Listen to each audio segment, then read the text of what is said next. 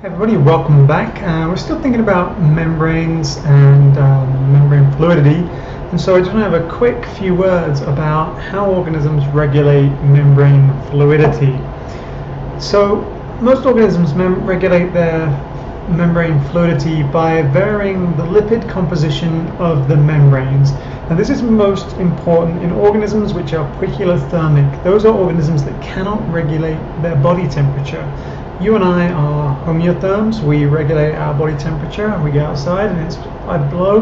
We are able to maintain a steady body temperature, but there's still poor shivering lizard here.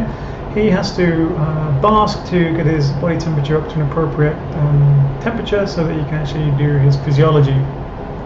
So poikilotherms use something called homeoviscous adaptation, and that compensates for changes in temperature, which change membrane fluidity.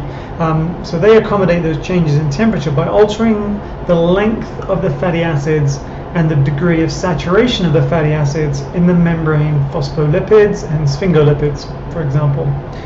So some organisms have an enzyme called desaturase, and that, like it says, it desaturates the fatty acid chains, and that introduces double bonds, and those double bonds are in the cis conformation, and so that introduces bonds or kinks, and that increases the fluidity of the membrane, and they can obviously also shorten the fatty acid chain length. Plants and yeast have a neat little mechanism for regulating this. What they do is they link their desaturation enzyme to oxygen availability.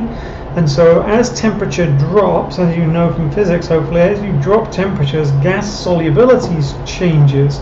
And so as you drop the temperature, more oxygen is available at these lower temperatures, and oxygen is used by the desaturase enzyme in its reaction mechanism, and that allows desaturation events to occur, double bonds to be introduced, bends to be introduced into the fatty acid chains, and that increases membrane fluidity as the temperature drops and the gas solubility of oxygen increases.